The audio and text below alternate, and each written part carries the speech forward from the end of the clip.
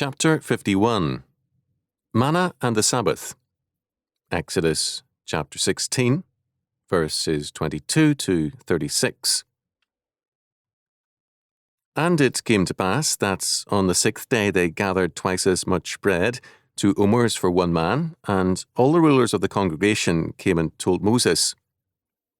And he said unto them, This is that which the Lord hath said, Tomorrow is the rest of the holy Sabbath unto the Lord. Bake that which ye will bake today, and seethe ye that which ye will seethe, and that which remaineth over lay up for you to be kept until the morning. And they laid it up till the morning, as Moses bade, and it did not stink, neither was there any worm therein. And Moses said, Eat that today, for today is a Sabbath unto the Lord. Today ye shall not find it in the field. 6 days shall ye gather it, but on the 7th day, which is a Sabbath, in it there shall be none. And it came to pass that there went out some of the people on the 7th day for to gather, and they found none. And the Lord said unto Moses, How long refuse ye to keep my commandments and my laws? See, for that the Lord hath given you the Sabbath, therefore he giveth you on the 6th day the bread of 2 days. Abide ye every man in his place, let no man go out of his place on the 7th day. So the people rested on the 7th day. And the house of Israel called the name thereof Manna, and it was like coriander seed, white, and the taste of it was like wafers made with honey.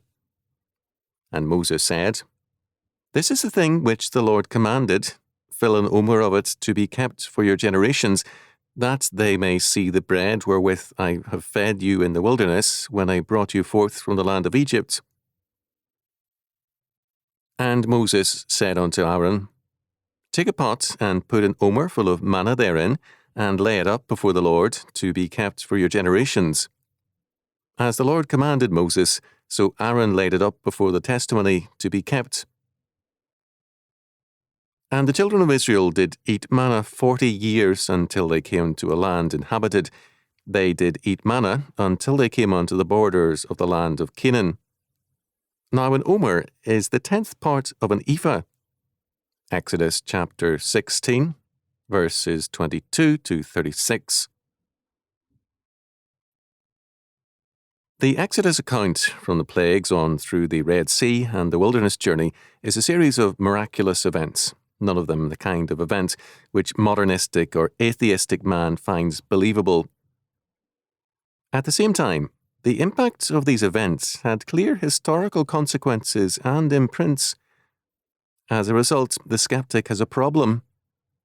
He must account for these events naturalistically, and his efforts have been pathetically silly.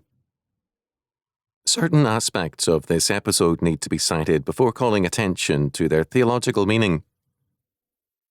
First, manna, which was like coriander seed, white and tasted like wafers made of honey, verse 31, was on the ground 6 days a week. Second, on the 6th day, instead of gathering 1 omer of manna, about 2 quarts, they were to gather 2 omers.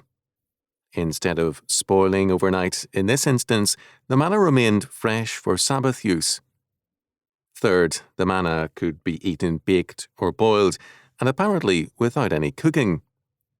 Fourth, while the manna was normally perishable, a pot of it was kept among the holy things, and later, in the Holy of Holies, as a reminder of God's providential care. This did not perish.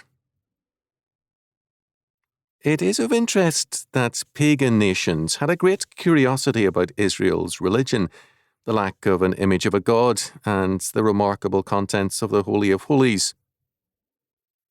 The Ark of the Covenant was thus prized by Israel's conquerors. Fifth, Israel was fed with manna for 40 years until they reached the borders of Canaan before taking Jericho. Sixth, in spite of the miraculous provision of manna, some refused to believe that God would not provide it on the Sabbath and went out that day to gather it, only to find none. For this God rebuked them. We have in this text the first reference in the Old Testament to the Sabbath.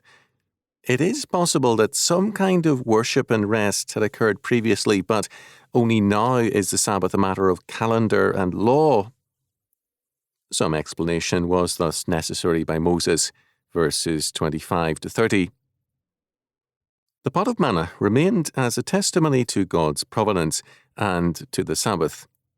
By the time of Solomon, the manna had disappeared, 1 Kings chapter 8, verse 9, perhaps as a result of the Philistines' victory over Israel some generations earlier under Eli, 1 Samuel chapter 4, verses 1 to 22. In Hebrews chapter 8, verse 4, we are told that the manna in the Holy of Holies was kept in a golden vessel.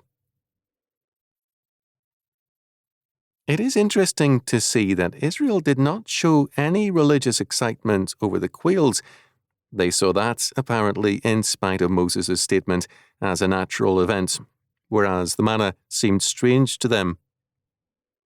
The Sabbath is at the heart of this episode. Because Sabbath observance is a national and covenantal fact, its origin is in this event. Pharisaism saw the origins of Sabbath regulations in the Manna rule, rest on the Sabbath. The prohibition of all Sabbath travel above 2,000 yards supposedly marked the distance from any part of the wilderness encampment to the centre, the site a little later of the tabernacle. The Sabbath law, with respect to manna, was an aspect of God's testing, as MacGregor wrote of the desert Hebrews. In every way, they went on showing, when tested, that they were not true servants of God, but slaves let loose. The Arabian wilderness was a good place for slaves, because slaves do not exercise providence. For centuries, Arabia was exploited by its peoples who cut down its trees to carry on a charcoal trade and thereby turned fertile lands into dry deserts. The giving of manna and Sabbath observance are closely linked. One aspect of this is to cultivate historical memory.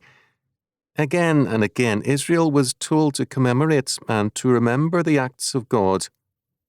The pot of manna had this purpose. We too are required to remember God's mercies and to be grateful. We must remember God as the source of all good and all judgments. We pray, "Give us this day our daily bread," Matthew chapter 6, verse 11, so that we may daily remember whose government is total and all-inclusive. In Chadwick's words, "The bitter proverb that eaten bread is soon forgotten must never be true of the Christian." In the wilderness, Israel had milk and butter from its own flocks and some meat. At different encampments, where they remained long enough, they perhaps grew enough grain to provide some flour. We do have in texts such as Numbers chapter 7, verses 13, 19, 25, 31, etc., references to offering of fine flour mingled with oil. In Deuteronomy chapter 2, verse 6, we have a reference to the purchase of food with money from the Edomites. Water, in this instance, was also purchased.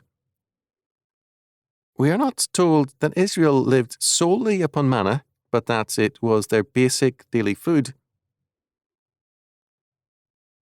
In Numbers chapter 11, verses 7 to 9, we are given more data on manna, namely that it could be ground in milk, or beaten with a mortar, or baked into cakes, and thus prepared in a variety of ways.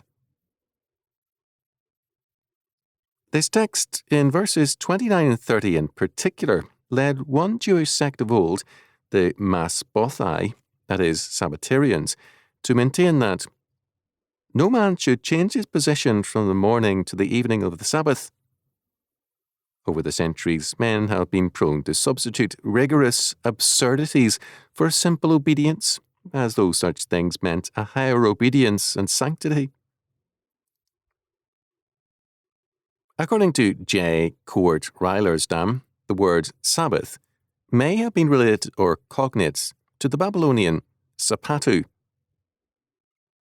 On the Babylonian Sabbath, there was a cessation of activity. Sabbath days were considered to be days of evil. This fact pinpoints the uniqueness of the weekly biblical Sabbath. Man lives not in an evil world governed by evil forces, that is, metaphysical evil, or governed by a blind fate, but in God's creation.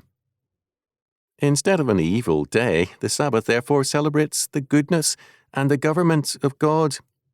We take hands off our lives in the confidence of His absolute government and His providential care for us. Manna was evidence of this provision and care, and at the same time, a testing of Israel's faith and trust in God. At the heart of the Sabbath meaning is our trust in God and our recognition that the reality of time is not determined by time, but by God. All meaning comes from Him, not only from the events we face, nor from ourselves. The people were to understand that their life was to be daily dependent on God. The Sabbath, or Lord's Day, has a long association with joy and gladness, and with freedom. To view life and whatever powers there may be in the universe as evil, or merely as blind and meaningless forces, is to rob life of peace and freedom. Outside the sphere of biblical faith, fear and darkness permeate the mind of man. There is no ground for an ultimate trust. Life is treacherous and the world untrustworthy. Given, however, the ultimacy of the triune God of Scripture, we face a world created and governed by our Redeemer. Only then is a Sabbath rest possible. Our Lord promises, "To him that overcometh will I give to eat of the hidden manna." Revelation chapter 2, verse 17. Meaning that in Him we have unseen and supernatural resources. The Sabbath thus means not only rest, but also strength.